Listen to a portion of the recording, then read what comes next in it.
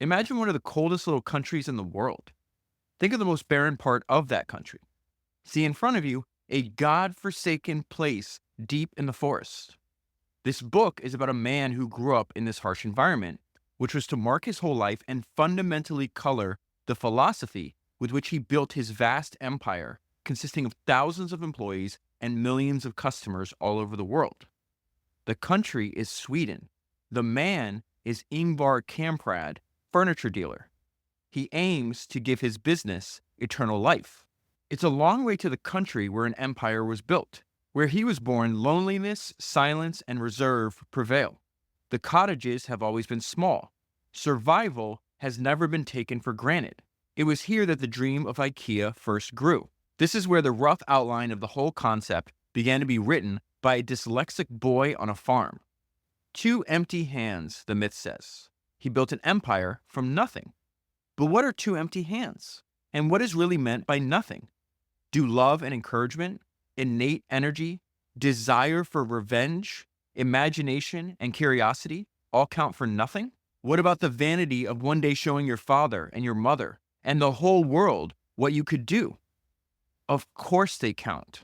This is not a book about a man starting out empty-handed. On the contrary, it is a book about a man with his hands full of resolute dreams, a heart tormented by inadequacy and self-pity, and a stubborn and inquisitive enterprise, a strange mixture of a social animal and an eccentric. The book is equally about a business in which he realized and through which he lived out all of these circumstances, for good or for bad. It is about an outstanding and natural genius, an incorrigible capitalist, so relentlessly obsessed by the lure of profit and power that he used 1,000 tricks to endow his creation with eternal life. Others will recognize themselves in his story, for all of us bear within us the embryo of a miracle. That was an excerpt from the book I want to talk to you about today, which is Leading by Design, the IKEA story, and is written by Bertil Torkel with a lot of close association with Ingvar Kamprad himself. So there's huge chunks of this book that are in Ingvar's own words. I want to go to the end of the book really quick because I think it's really important, and this is something that I absolutely love about entrepreneurs, is that entrepreneurs love the future generations of entrepreneurs. So Ingvar Kamprad, think about how crazy this is. So he founds IKEA. Okay, IKEA was founded 81 years ago. It is now today the largest furniture retailer in the world. And also, strangely enough, one of the world's 50 largest restaurant chains. But he founds IKEA 81 years ago. He works on it for 74 years, from the time he is 17 until he dies. And Ingvar dies at 91. And so about 20 years before he passes away, Ingvar agrees to work on this book with the author. And he tells us at the very end why he did this. He says, for over 10 years, I've been called on by a number of writers and publishers wanting to write my biography. I have always been very reluctant to do this and have evaded the issue as politely as possible. And that was his position until this author suggested that the book be written so that it could be used as study material for future entrepreneurs. That was the only time I listened. So I'm actually going to put the book down for 1 second. I actually want to start with what is considered like the IKEA Bible. It is a document called The Testament of a Furniture Dealer and is written by Ingvar Kamprad in 1976. You can read it for free online, but I thought it was so great that I actually had it printed and bound. And the way that The Testament of a Furniture Dealer is described internally at IKEA, they call it a sermon on the culture of IKEA. And in fact, later on in the book, they talk about the fact that this document is the basis of this sermon. So every year, Ingvar would have like top executives and then some new people that are new to the IKEA family. He would lead a meeting with them. And it says he essentially gave the exact same sermon for 43 straight years. And that talk was based on the principles and the ideas in this document that's sitting before me. And so he starts with an act of service. He is telling them why IKEA exists. And he says, to create a better everyday life for the many people by offering a wide range of well-designed, functional home furnishing products at prices so low that as many people as possible will be able to afford them. The best founders, the best leaders, they know their job is to get their entire organization's commitment to a common goal. So the very next sentence is a great description of IKEA's common goal. We have decided once and for all to side with the many. And so throughout Ingvar's life, he will constantly repeat these principles, and he will also say, you are forbidden. You cannot change these principles ever. So this is the first one. we have decided once and for all to side with the many. This is an objective that carries obligations, and he's immediately going to contrast. This is the way, the IKEA way, this is the principles, this is what we believe in, and he's going to contrast it to what everyone else does. He is telling them this is how we will be different. All nations and societies spend a disproportionate amount of their resources on satisfying a minority of the population. Far too many of the fine designs and new ideas are reserved for a small circle of the affluent. That situation has influenced the formulation of our objectives. So when I read that paragraph, the first person that came to mind was actually Henry Ford. If you go back and study the creation of the American automobile industry, I would argue the two most important figures are Henry Ford, obviously founder of Ford Motor Company, and then Billy Durant, founder of General Motors. The reason Henry Ford came to mind is because Henry Ford had one single idea. It took him like a decade and a half to figure out how to do this idea, but his one single idea was to make the car for the everyman. Let me read you a paragraph from one of the biographies of Billy Durant that I read, and this is really Billy Durant describing Henry Ford's one single idea. It says, Durant noted that Ford was in favor of keeping prices down to the lowest possible point, giving to the multitude the benefit of cheap transportation. Henry Ford was obsessed with eliminating waste, he was obsessed with cost control, and he was obsessed with rethinking the manufacturing process for the maximum level of efficiency. The same exact thing could be said about Ingvar Kamprad. And so we go back to this opening declaration from Ingvar Kamprad. After only a couple of decades, we have achieved good results, but we have great ambitions. We know that in the future, remember he's writing this in 1976, okay? We know that in the future, we will be able to make a valuable contribution outside of our homeland too. He's talking about Sweden. We know that larger production runs gives us new advantages on our home ground, as well as more markets to spread our risks over. That is why it's our duty to expand. The means we use for achieving our goals are characterized by our approach, by doing it a different way. That phrase, doing it a different way, something he repeats over and over again. Part of creating a better everyday life for the many people also consists of breaking free from convention. That part is important because, fast forward to present day, IKEA is the largest furniture retailer in the world. At the time he's writing these words, obviously they're not, but they're also the most innovative.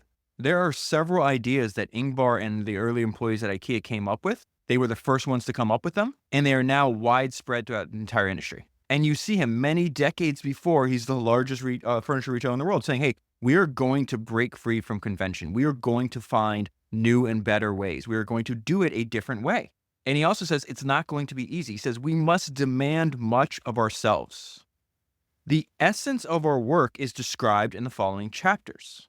The following chapters also describe the rules and methods that we have worked out over the years as cornerstones of the framework of ideas that have made and will continue to make IKEA a unique company.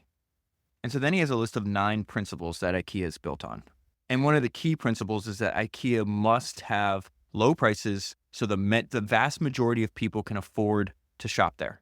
And you'll see his dedication to that idea is total. So he says the concept of a low price makes enormous demands on all of our coworkers. That includes product developers, designers, buyers, office and warehouse staff, salespeople, and all other cost bearers who are in a position to influence our purchase price and all of our other costs. In short, every single one of us. Without low cost, we can never accomplish our purpose. And so you and I have talked about this over and over again, the fact that the greatest entrepreneurs throughout history, they cost control is an obsession for them. That definitely applies to Ingvar as well. He talks about it over and over again. You have to control your costs because we must have low prices. And then he ends this section saying there is no compromise. This principle will never be compromised. He says, our policy of serving the many can never be changed.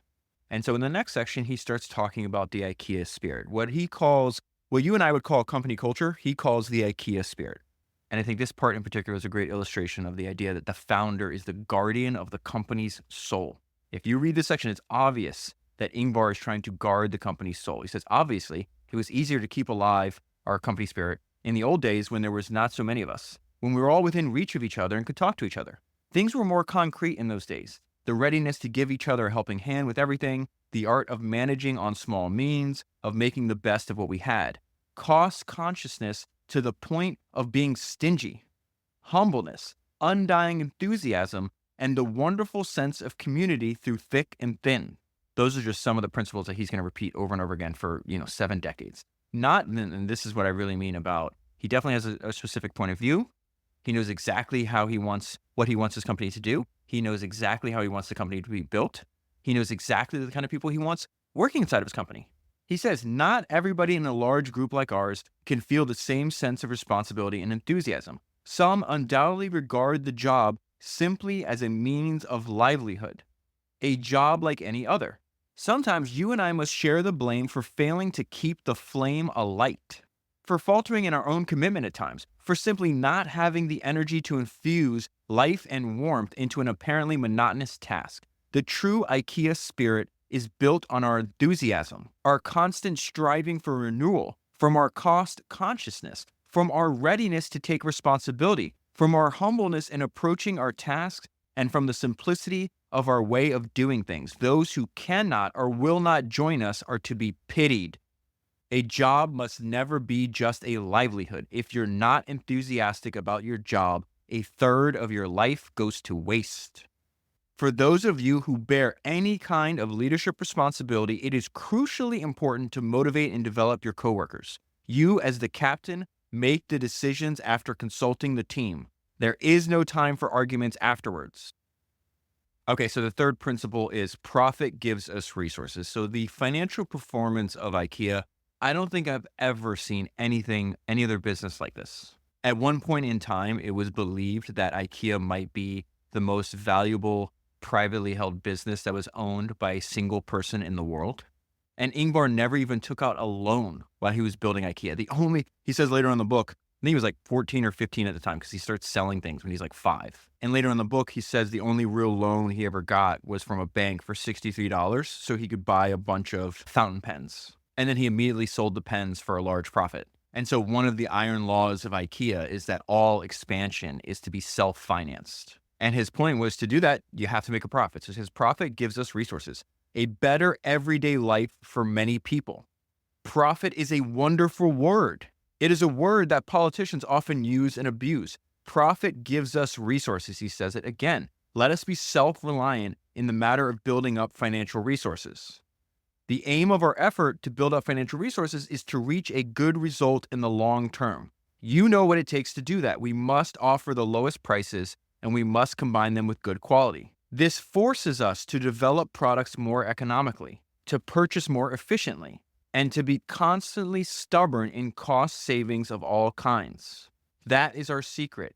That is the foundation of our success.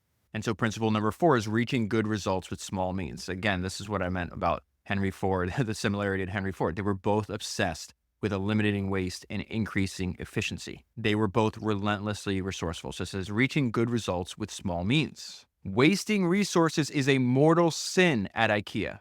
It is not all that difficult to reach set targets if you do not have to count the cost. Any designer can design a desk that will cost $5,000, but only the most highly skilled can design a good functional desk that will only cost $100. This is one of my favorite lines and out of everything that he said. Expensive solutions to any kind of problem are usually the work of mediocrity.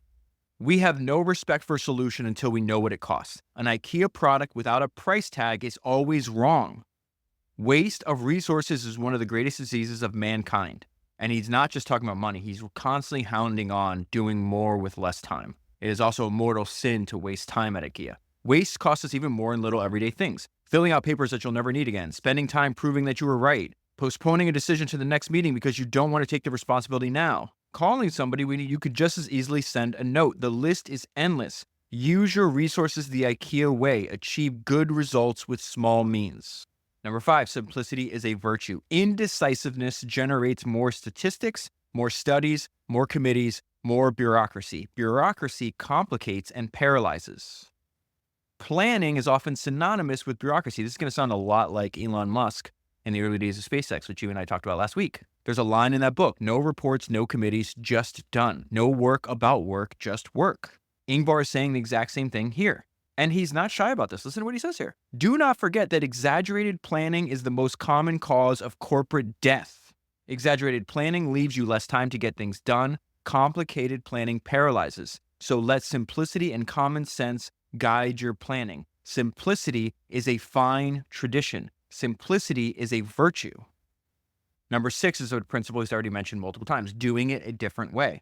If we from the start had consulted experts about whether a little community like Almhart, these are tiny little towns in Sweden that he grew up in, highly likely I'm mispronouncing them. I looked it up and tried to practice the pronunciation before. I promise you I did. Almhart, I think is how you say it.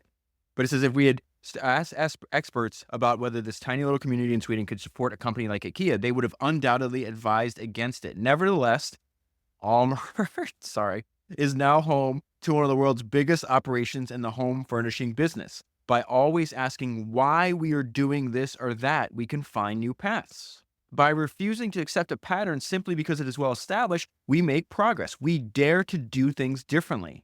Our protest against convention is not protest for its own sake. It is the deliberate expression of our constant search for development and improvement. Maintaining and developing the dynamism of our business is one of the most important tasks. That's why I hope that we will never have two identical stores. Dynamism and the desire to experiment must continually lead us forward. I'm going to go back to that one line that I think really jumps out from this section. That is why I hope that we will never have two identical stores. So Ingvar Kamprad was dyslexic. There's another dyslexic founder that I covered several years ago. It is the founder of Kinko's. Paul Orfalea, because of his dyslexia, would not sit in office. So how he spent his time, he would travel around and visit all of the different Kinko stores. And Kinko stores at the time, before he sold it to FedEx, they were all under different ownership. And they were also all run in a different way. And there's a great line in his biography where it says, you have to remember he's been picking up the best ideas from all around the country. And so one of my favorite ideas in Paul's biography is the fact because he was dyslexic, he would use, this is a long time ago, so he would essentially have a corporate-wide or company-wide voicemail system. So he'd spend his days visiting all the stores, all the great ideas that he'd pick up from around the country. At the end of his day, he would call into this number and he would just talk for a few minutes about what he learned that day. And so then if you worked at Kinko's, you could come in the next morning and listen to that recording. And so this way of dispersing and spreading the ideas throughout Kinko's is so beneficial and so helpful. People were like, well, Paul, if this is like the best way to do checkout, or this is the best way to do marketing, or this is the best way, to do this print job, why don't you mandate that all the other stores do it that way, since that's the best way? And what he said was brilliant. He said, because if I do that, then that is the best way it will ever be. Paul understood that all these individual stores were like miniature laboratories, and you did not want to restrict their ability to discover new things through trial and error. And you see Ingvar saying the exact same thing here in 1976. That is why I hope that we will never have two identical stores. Dynamism and the desire to experiment must continually lead us forward. Number 7, concentration. Concentration is important to our success. The general who divides his resources will be defeated. For us too, it is a matter of concentration, focusing our resources. We can never do everything everywhere all the time. We will never be able to satisfy all tastes. We cannot conquer every market at once. We must concentrate for maximum impact, often with small means. Concentration means that at certain vital stages, we are forced to neglect otherwise important aspects. Concentration, the very word, implies strength. Use it in your daily work. It will give you results. Number 8, taking responsibility is a privilege. There are people at all levels in every type of company who would rather make their own decisions than hide behind those made by others. The fewer such responsibility takers a company has, the more bureaucratic it is. Constant meetings and group discussions are often the result of unwillingness on the part of the person in charge to make a decision. And so then he gets to why so many people are afraid to make decisions. They're afraid to make decisions because they're afraid of making a mistake. And he says this line over and over again. Only while sleeping, one makes no mistakes. Making mistakes is the privilege of the active. Making mistakes is the privilege of the active. Constantly practice making decisions to overcome our fear of making mistakes. The fear of making mistakes is the root of bureaucracy and the enemy of development. It is always the mediocre people who are negative, who spend their time proving that they were not wrong. The strong person is always positive and looks forward. And finally, number 9, most things still remain to be done, a glorious future. The feeling of having finished something is an effective sleeping pill. A person who retires feeling that he has done his bit will quickly wither away. A company which feels that it has reached its goal will quickly stagnate and lose its vitality. Happiness is not reaching your goal. Happiness is being on the way. It is our wonderful fate to be just at the beginning. And I absolutely love that he said that, because he's 33 years into running this company. And so I'm sure at the time, some people were like, yeah, okay, we're just at the beginning. We're 33 years into this thing. But now 50 years after writing this, it was obvious that he was right. It is our wonderful fate to be just at the beginning. The positive joy of discovery must be our inspiration in the future. The word impossible has been deleted from our dictionary. Experience is a word to be handled carefully. Experience is a brake on development. Many people cite experience as an excuse for not trying anything new. Bear in mind that time is your most important resource. You can do so much in 10 minutes. 10 minutes once gone are gone for good, and you can never get them back. 10 minutes is not just a sixth of your hourly pay. 10 minutes are a piece of yourself. Divide your life into 10-minute units and sacrifice as few of them as possible in meaningless activity. Most of the job remains to be done. Let us continue to be a group of positive fanatics. Let us continue to be a group of positive fanatics who stubbornly and persistently refuse to accept the impossible. What we want to do, we can do and will do together. And then he ends with a tagline that he repeats over and over again.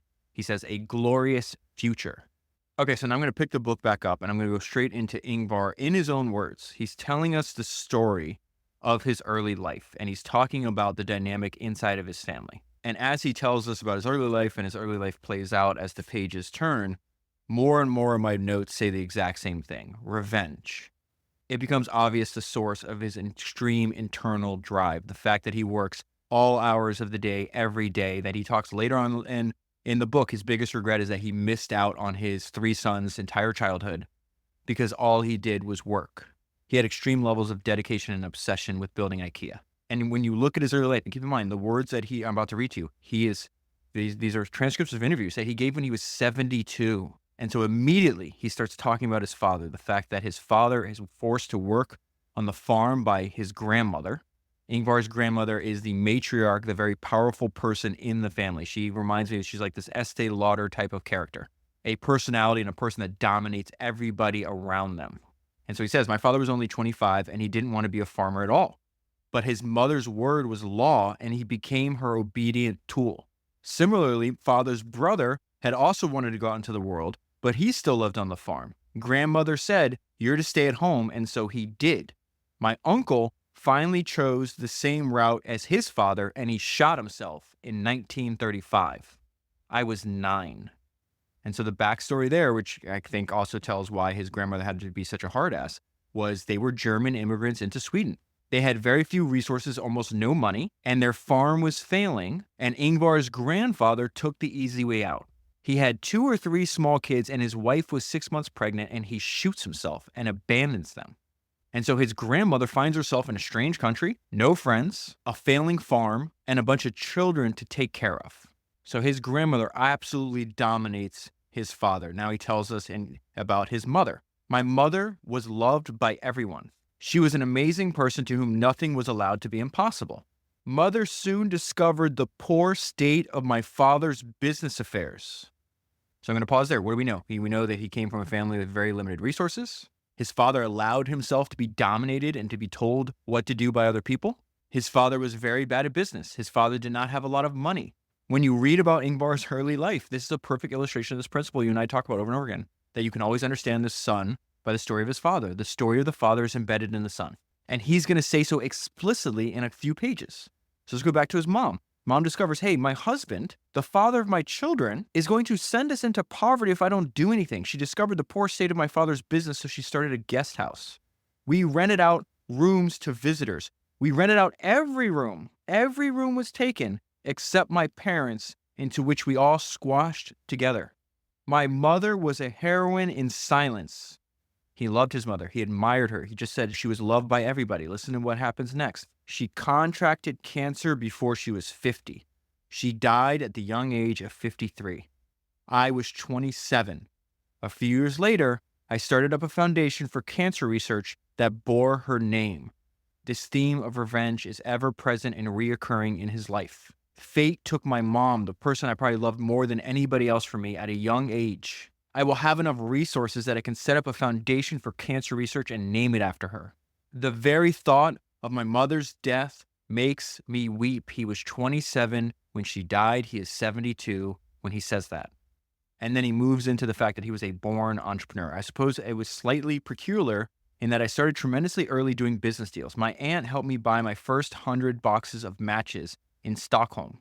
The 100 boxes of matches cost me 88 cents. I sold the boxes at 2 to 3 cents each. Talk about profit margins. I still remember the lovely feeling. I can't have been more than 5 at the time. Later on, I sold Christmas cards. I caught fish and then would cycle around on my bicycle selling them. When I was 11, I was selling garden seeds. Selling things became an obsession. It is not easy to know what might drive a boy more than a desire to earn money, the surprise that you could buy anything so cheaply and sell it for a little more. But here we go. But I remember walking in the meadows with my father. I was 10. We came to a place at which he said, I'd like to make a forest track here, but it would cost too much. Then we went somewhere else. And again, it was the money that was lacking to carry out my father's many plans. I remember thinking at 10, if only I could help father. Suppose I could get some money so that I could help father. And this is the lesson that his little 10-year-old brain took away from that. To carry something out, you clearly had to have means. He starts that paragraph saying selling things became an obsession. He ends it telling you why. He is telling us when he was a child, he realized my obsession will fix the financial problems of my family. And it's a few years later where he says a manager of a bank lent him about $63, which he considered to be a fortune at the time, so that he could purchase 500 fountain pens from Paris.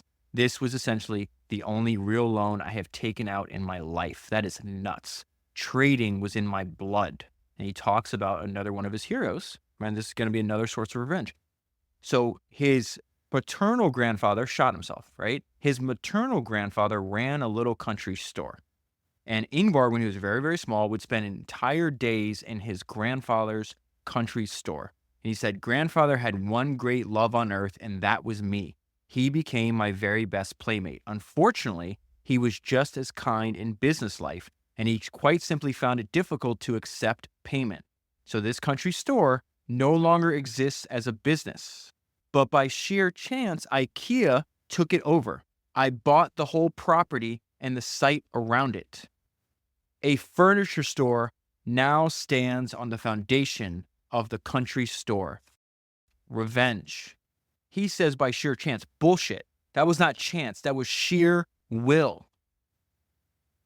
And then he goes back to talking about his relationship with his paternal grandmother, the fact that she treated him differently. He was special.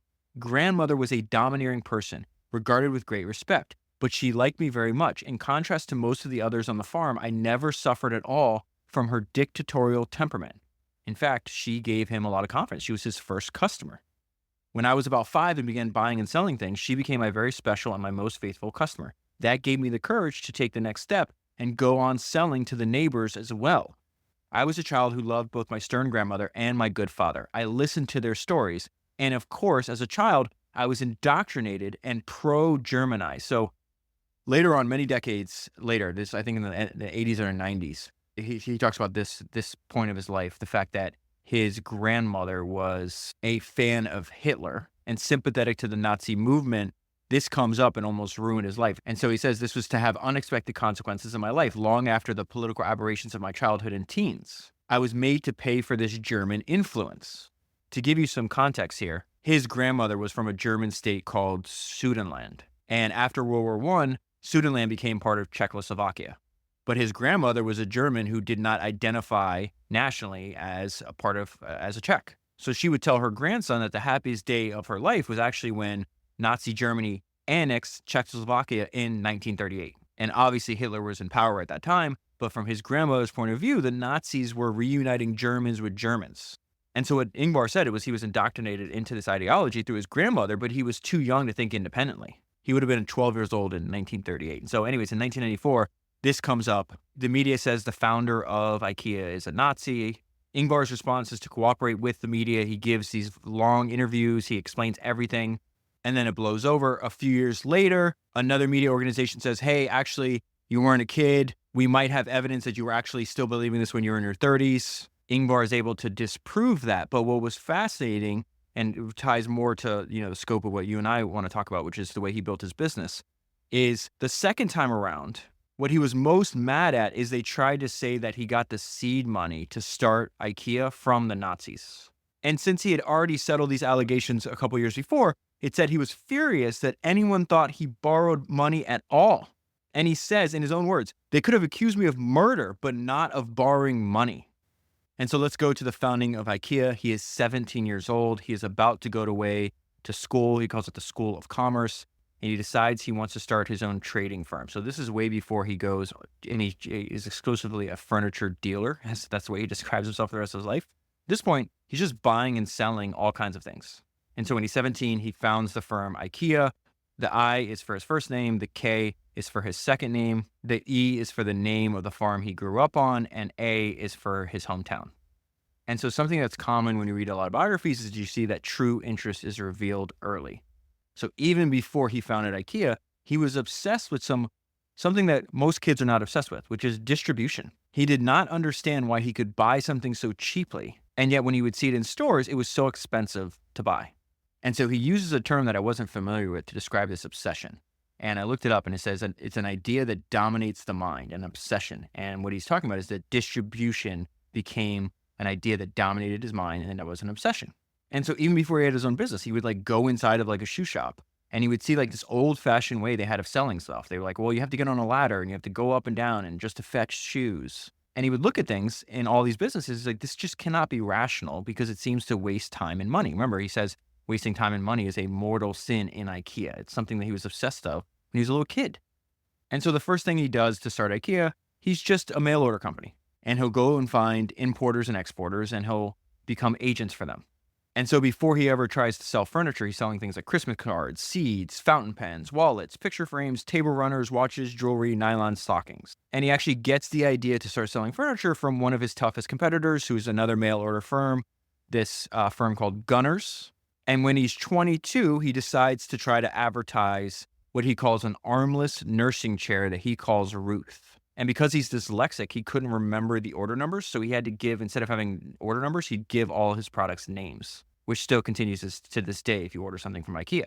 And so right away, he realizes, hey, I think I stumbled into something very valuable. He says the response, once he advertises his chair, the response was unambiguous. We sold a huge amount. So then he doesn't stop just at chairs. He's like, okay, I'll advertise a sofa and a chandelier. And this was the result. Everything went. That was how the business started. People ordered on a mail order form from us, and the factories delivered it to them.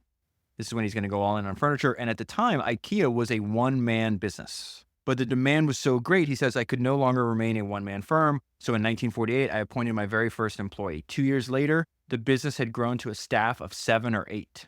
And this is how he describes the turning point of his life. So by chance, the furniture trade, which I entered in an attempt to imitate competitors, decided my destiny. No other event in life pleases me more than the fact that I ended up there. My interest at first was purely commercial, selling as much decent furniture as I could as cheaply as possible. Not until the first complaints started coming in did I realize that it was quality that was lacking. One day that would force me to draw certain conclusions and choose another way.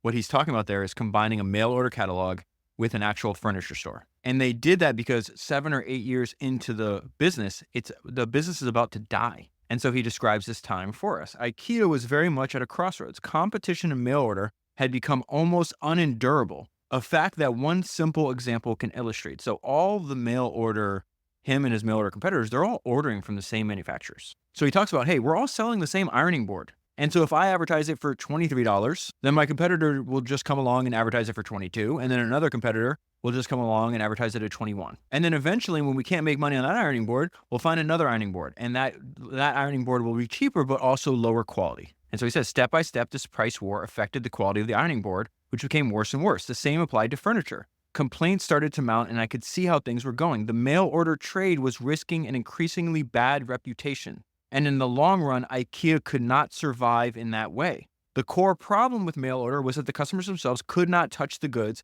but had to rely on descriptions in the advertisement and the catalog. So we were faced with a monumentous decision to allow IKEA to die or to find a new way of maintaining the trust of the customer and still make money. And so Ingvar is having a bunch of conversations with early employees at IKEA. It's like, how do we get out of this vicious circle of lower price, worse quality, then continuing lower price, and even worse quality? And so the idea they came up with was, hey, why don't we try a permanent display or exhibition of our furniture? And so Ingvar has a choice: let his business die or take a risk and try something new. So he winds up buying a rundown, out of business department store. He spent $1,600 to get the store, and then he has to invest another like $75,000 to renovate it and get it ready to open. And so it is at this point in 1952 that he stumbles upon, out of necessity to save his company, the blueprint upon which the future success that he's going to have rests upon. He says, at that moment, the basis of the modern IKEA concept was created, and in principle, it still applies. First and foremost, use a catalog to tempt people to come to an exhibition, which today is our store. And so I think at the time this book is published, remember the book comes out in the late 90s. They have something like 300 stores, something like that. They had sent out by that time over 100 million catalogs.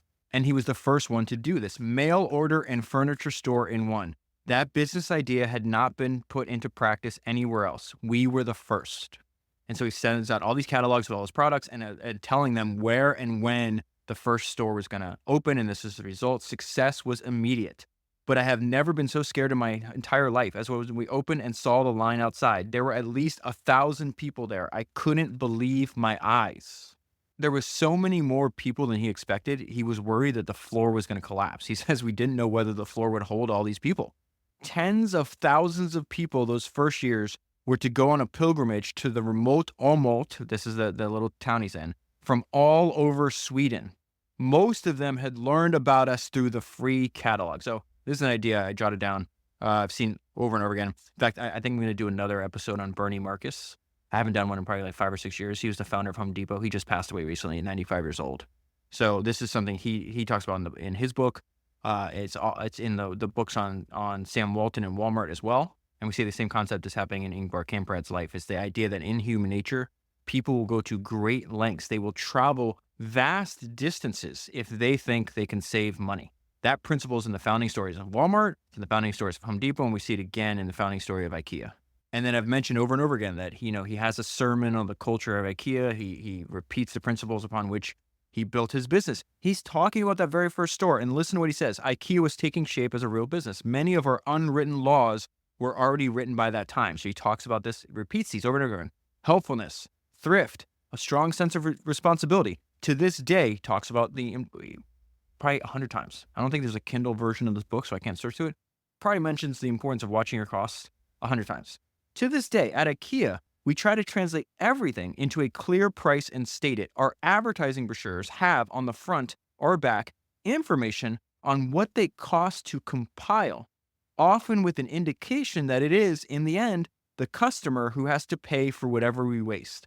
Cost awareness was to be IKEA's anthem.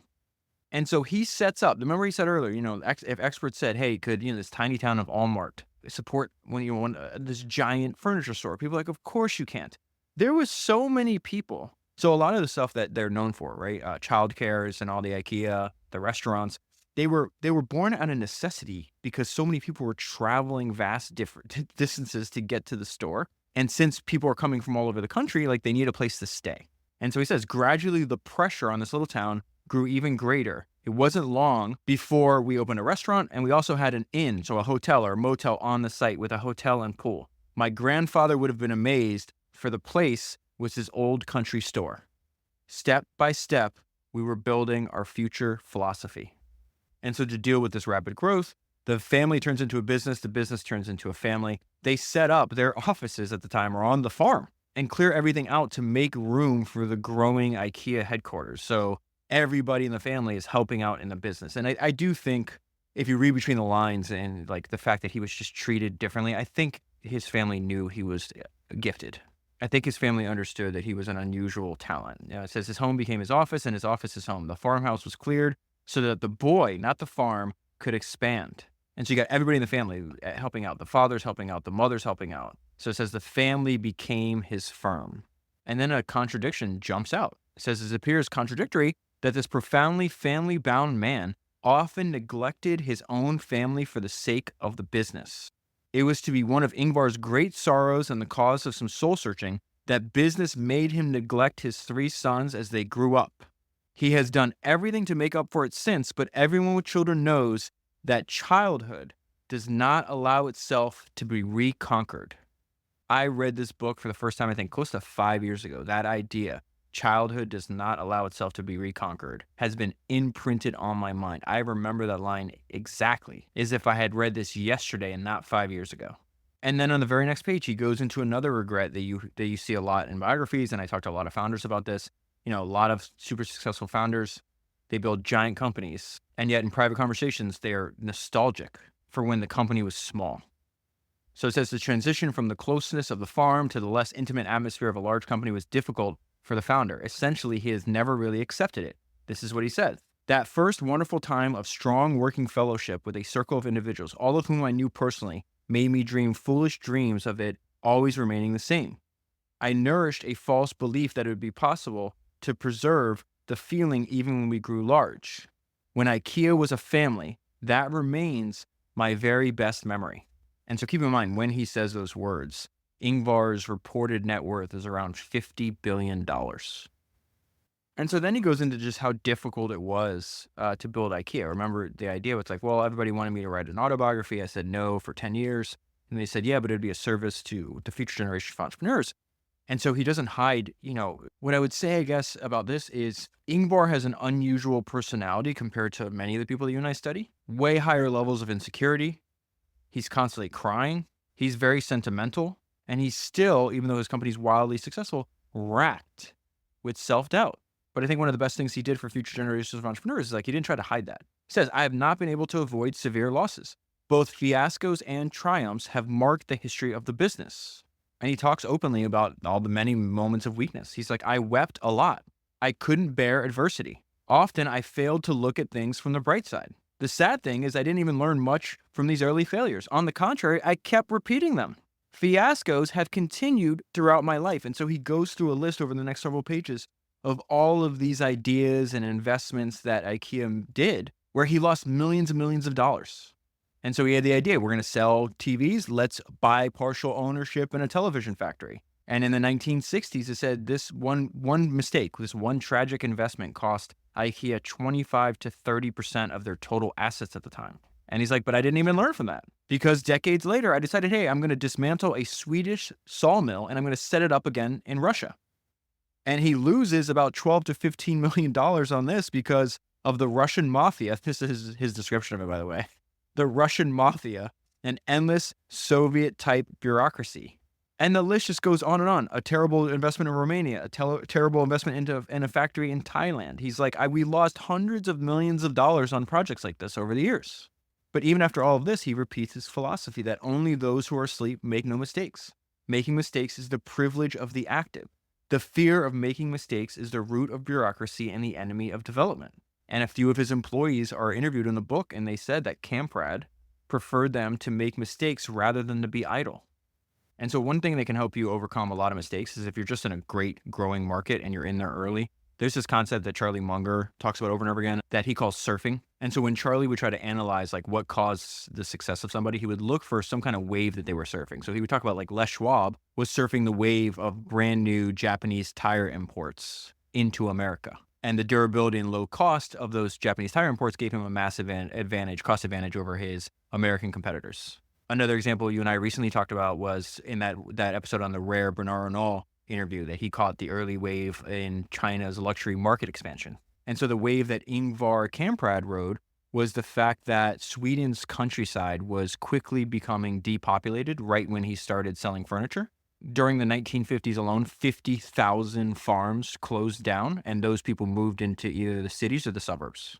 And this one paragraph gives a great description of the wave that they're surfing. The building program that came to have such an enormous influence on IKEA, or rather, the need for IKEA, broke all records. During the first 20 years after the end of the war, 1 million new apartments were built. The company, quite simply, was in step with an accelerating development. So as I've already mentioned throughout the book and throughout his career, he's constantly repeating these virtues that he used to build IKEA, the ones that he wants to infuse the company spirit with, the one he wants to essentially preach to his employees constantly about. And one of them I haven't covered is going to be really important for this next section. This is the turning point of IKEA into a truly differentiated business. And so it's this idea of craftiness. And I love Ingvar's definition of craftiness. So he defines craftiness the following way. The craftiness is the ability both to be content with the resources one has and to find ways out of tight spots. And so one of the benefits that IKEA enjoyed once they moved away from just a strictly mail order is the fact that they saved on shipping. They have a store. Their other competitors do not. They're all the other competitors are strictly mail order. And so as IKEA's costs get lower and the efficiency increases, the prices go down. And so all of IKEA's competitors could not match IKEA's prices. So they band together, and there is a trade association. It's the National Association of Furniture Dealers. And so the National Association of Furniture Dealers does everything in its power multiple times to try to push IKEA out of business and get in the way of Ingvar. Remember that definition he has of craftiness, the ability to get your way out of tight spots. So the first thing they do is, at the time, trade fairs were really popular, and it's a way a lot of people discovered in furniture they want to buy. So he brought stuff from the store to the trade fair. And so the trade association said, hey, you can't do that. It's against the rules. Fairs are just for showing items, not selling them. So they managed to get him banned from selling at trade fairs. He's like, that's fine. I'll still attend the trade fairs, and I'll make sure that my prices are prominently displayed. And since his prices were so much lower, they then go and get him banned from even advertising the price of his furniture. And here's a description of this from the book. A ridiculous game developed in which petrified conservative sales thinking was up against a new and insolent price pressure. IKEA was banned again and again and again from doing anything, but kept finding new ways of getting around each ban. If the company was not allowed to appear itself, it would send another Kamprad-owned company exhibit or some reliable supplier. In a letter from the National Association of Furniture Dealers, IKEA was likened to a monster with 7 heads. If you cut off one, another soon grows. So eventually he gets tired of this and he starts his own trade fairs. And then another tactic that the National Association of Furniture Dealers decided was like, hey, we're going to cut you off from your suppliers. So they sent out, they organized a boycott. They told all their suppliers, listen, you can sell to one firm like IKEA or, all of us, but if you sell to IKEA, we will no longer buy from you. And so now they're starting to lose supply. Now there are a bunch of them said, okay, we're not going to sell to IKEA anymore. Some of them, I need to back this up because this is actually really important. We call it nursing the supplier. So I talked about this last week with how SpaceX paid its vendors. They paid and their competitors would pay like 30 or 60 or 90 days later. SpaceX would give you the money that day. And so because they wanted their parts as fast as possible. So they're like, well, how do we get our parts as fast as possible? We treat our suppliers better than anybody else. Ingvar did the exact same thing. So a manufacturer is giving an interview in this book, and he talks about the difference between IKEA and other furniture dealers. IKEA paid within 10 days, while others did not pay for 3 or 4 months. Nursing the supplier is one of Kamprad's principles, one he still imparts to his staff until this day.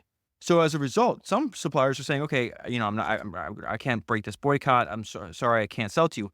Others remain loyal to IKEA, but they would have to deliver things to other addresses. They would remove the logos from the delivery vans so they could hide that they were the company making a delivery to IKEA. They'd do deliveries in the middle of the night so no one would find out. And what his competitors and adversaries didn't understand is this constant pressure from them was a blessing in disguise. Because for one way around the boycott, they're like, okay, you won't sell us this chair because the other people buying this chair from you as well said if you sell to us, they won't buy from you anymore. Okay, what if we make slight alterations to the design? And the suppliers are like, oh, well, I can sell you that because I'm not selling that to them. And so they start having a differentiated product, a product that none of their competitors are offering at prices their competitors couldn't match anyways. And then the second way this was a blessing in disguise, or I guess it's the second out of maybe 3 ways, so blessing in disguise, was the fact they're like, okay, this boycott and this constriction applies to the country of Sweden. We need to start looking abroad for new suppliers. And so another turning point in Ingvar Kamprad's career and the history of IKEA is the fact that they start sourcing materials in Poland. And so this is what Ingvar said about that. The boycott simply reinforced our unity. It was a crisis that became a non-crisis as we kept finding new solutions. Remember, you cut off one of their heads, another soon grows. In IKEA's business philosophy, the whole matter should be inscribed as a golden rule. It regarded every problem as a possibility. New problems created a dizzying chance. When we were not allowed to buy the same furniture as others, we were forced to design our own. And that came to provide us with a style of our own, a design of our own. And from the necessity to secure our own deliveries, a chance arose that in turn opened up a whole new world to us. That was the beginning of our designing our own furniture. And then that is going to directly lead to one of their innovations, which is going to drastically reduce their costs and further differentiate them from their competitors. it's going to lead to flat packing and self-assembled furniture. It didn't look that way at the time. It didn't feel that way at the time because he's talking about crying himself to sleep. He's completely depressed. He's very stressed going through all this. But it was the best thing that could have ever, this boycott was the best thing that could have ever happened to him. And so here's another example of them turning a problem into unlimited possibility. So they're now designing their own furniture. They have other alternative supplies and suppliers. And so they're working on a catalog. They're photographing a table, and they go to pack up the table afterwards. And one of their employees muttered something that changed the trajectory of IKEA forever. He's like, man, this takes up a lot of space. Why don't we take the legs off and put them under the tabletop? And so they're like, wait, if we do that, that changes everything. And so they make their very first self-assembled table. It's called Max. And since it's self-assembled, we had our first flat parcel. And thus we started a revolution. And Ingvar describes it this way: perhaps it could be said that reality forced the innovation upon us. We had begun to experience a worrisome high percentage of damaged furniture in transport, broken table legs, that kind of thing. Now with flat packing, the less damage occurred during transport and the lower the freight costs were. That was the logic behind it. Thus, self-assembled bookcases, chairs, beds, and other pieces successfully appeared. There was an also unexpected benefit. So, okay, you have less damage in transit, you have way cheaper shipping costs, and now that it's flat packed, the customer can take home the furniture that day. If you were ordering like a mail order from another furniture like mail order, you wouldn't get, in some cases, you wouldn't get your furniture for months. You could go to IKEA's store and pick it up that day. And then another accidental discovery of this, which was proven after the fact, they weren't doing it because of this, but it turns out there's this cognitive bias where because the customer now plays a role in actually creating and putting together the furniture, the customer now values IKEA's products more highly. This cognitive bias, which was discovered after the fact, is actually called the IKEA effect. And then Ingvar continues to realize benefits from this, what do you call this, innovation that was forced upon us.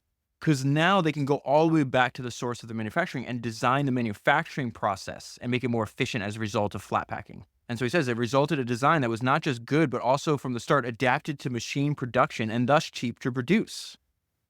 With a design of that kind and the innovation of self-assembly, we could save a great deal of money in the factories and on transport, as well as keep down the price to the customer. And this goes back to this obsession when he was a little boy going into stores like, why is it so cheap to buy things and so expensive to sell them? That peculiar obsession with distribution. And so he says, I kept asking myself, why does a product that is so cheap to produce get so expensive so quickly once past the factory gate? It was not difficult for me to see the advantages of self-assembled furniture and the superiority of flat parcels. Flat parcels saved enormously on storage and freight. And in the long run, they were to be the prerequisites for the next step, customers taking home parcels of large furniture themselves. And this point is important. We were not the first with this basic idea. There was a small furniture store called NK in Stockholm that was producing the stuff they called knockdown furniture, which is essentially flat-packed furniture that you had to assemble yourselves. The difference was Ingvar was able to inject that idea into a system and a flywheel that compounded all these advantages together over decades. He says they just didn't realize what commercial dynamite they were concealing. IKEA was the first to systematically develop that idea commercially.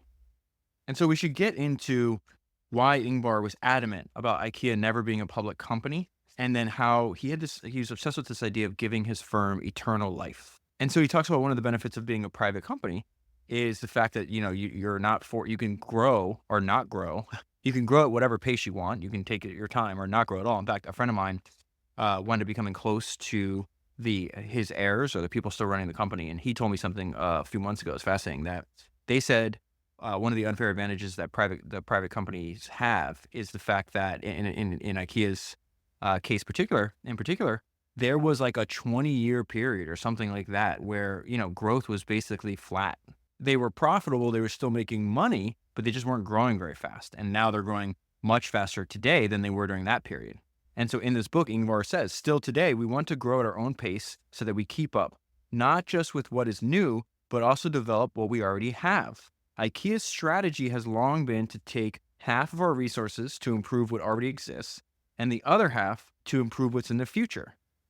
We move at a somewhat slower pace than if we had had access to unlimited money. So I think this is tied into something that happens later in the book that I think would be beneficial if it was here. Talks about the iron laws of IKEA that have been present since the birth of IKEA. Number one, a good cash reserve must always be insured. Number two, all property must be owned. Number three, all expansion is to be self-financed. Number four, there shall be no boasting. And so one problem he knew he had to solve was, Sweden's inheritance taxes were really high. And he knew he wanted his sons involved in the business. The sons wanted to be involved in the business. And so he starts thinking about, how do I give this business eternal life? So it's not reliant on one person. It's not reliant on one country. And it starts off just with these handful of questions he's asking himself. How can we keep the future of IKEA without inheritance taxes bleeding the company to death? How can we avoid greedy interest endangering what we've built up? How can moves abroad be achieved without personally affecting me and my family in a financially devastating way? So to achieve this, he hires an army of lawyers. He spends almost a decade. It is one of the most confusing corporate ownership structures I've ever seen in my entire life. If you go to IKEA's Wikipedia page, you can see like a flow chart of all this. I'll try to give you a simple overview of this labyrinth. So the original IKEA company becomes a holding company whose profits are moved to a tax-exempt nonprofit, who then later moves that money into this foundation called Inca, which is based in the Netherlands. Then apart from that, there's a trust which owns a Dutch holding company, which then owns another holding company in Luxembourg, which then owns IKEA's intellectual property. The book says the business structure that Ingvar, with an understatement, calls fairly unique in the world is so legally intricate that no outsider is really able to understand it.